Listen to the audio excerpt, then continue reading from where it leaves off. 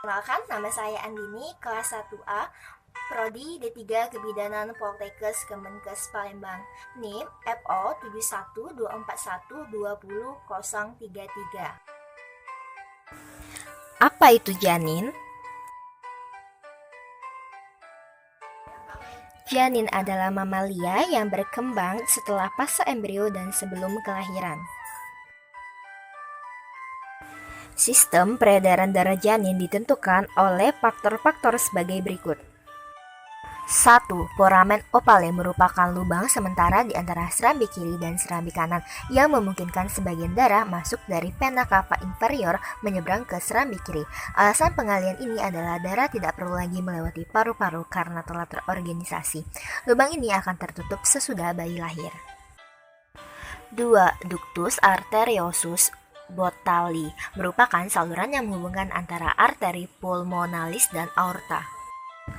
3. Ductus venosus aranti menghubungkan antara vena umbilikal dengan vena cava inferior.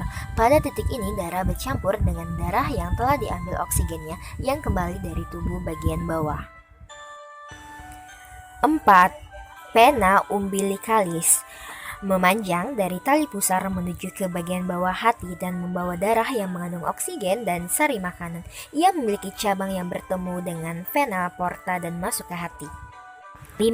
Arteri umbilicalis merupakan pembuluh darah yang membawa darah janin ke plasenta.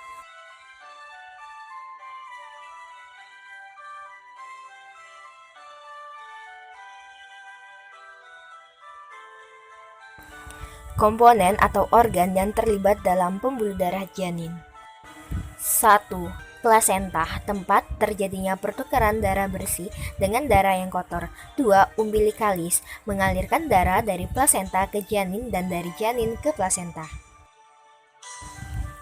3. Hati, terdapatnya percabangan antara vena porta dengan ductus venosus aranti. 4.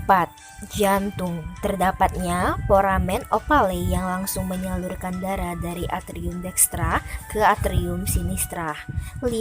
Paru-paru, terdapatnya ductus arteriosus Botali. Jalur peredaran darah janin dimulai dari plasenta ke vena umbilicalis, ke hati, ke ductus venosus, ke vena cava inferior, ke atrium kanan, ke foramen ovale, ke atrium kiri, ke ventrikal kiri, kemudian ke aorta, lalu ke kepala tangan, torak kaki, lalu ke arteri umbilicalis dan kembali lagi ke plasenta. Sirkulasi peredaran darah janin. Sirkulasi peredaran darah janin dimulai dari darah yang kaya akan oksigen dan nutrisi yang berasal dari plasenta masuk ke janin melalui vena umbilicalis, kemudian setelah melalui vena umbilicalis akan masuk ke hati, di mana di hati terdapat ductus venosus aranti yang menghubungkan vena cava inferior dan vena umbilicalis tersebut. Setelah masuk ke vena cava inferior, selanjutnya darah masuk ke atrium destra. Di atrium destra aliran darah terbagi menjadi dua, yaitu ada yang masuk ke ventrikal destra dan ada yang masuk ke atrium sinistra. Melalui foramen ovale, darah yang berada di ventrikal destra kemudian menuju ke paru-paru melalui arteri pulmonalis untuk memberikan nutrisi kepada paru-paru yang sedang berkembang. Darah yang berada di atrium sinistra kemudian masuk ke ventrikel sinistra. Selanjutnya, darah mengalir ke aorta. Di aorta ada dua aliran darah, ada yang mengalir ke arteri pulmonalis melalui ductus arteriosus Botali dan mengarah ke seluruh tubuh.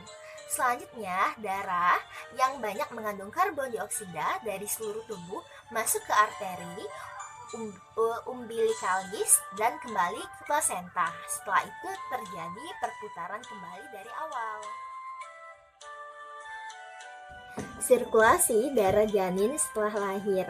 Pada saat persalinan, sebagian besar bayi langsung menangis, maka akan terjadi perubahan besar terhadap sirkulasi darah. Di antaranya adalah yang pertama, paru-paru berkembang dengan sempurna dan langsung dapat berfungsi untuk pertukaran oksigen dan karbon dioksida. Akibat perkembangan paru-paru terjadi perubahan sirkulasi darah, di antaranya adalah pertama, itu arteri pulmonalis berlangsung mengalirkan darah ke paru-paru sehingga ductus arteriosus botali akan menutup. Kedua, perkembangan paru-paru menyebabkan tekanan negatif pada atrium kiri karena darah diserahkan langsung oleh ventrikel kanan dan dialirkan menuju paru-paru yang telah berfungsi. Dan yang ketiga, akibat tekanan negatif pada atrium kanan, foramen ovale akan menutup dengan sendirinya dan tidak lagi menjadi tempat aliran darah menuju atrium kiri. Yang kedua yaitu pemotongan tali pusat.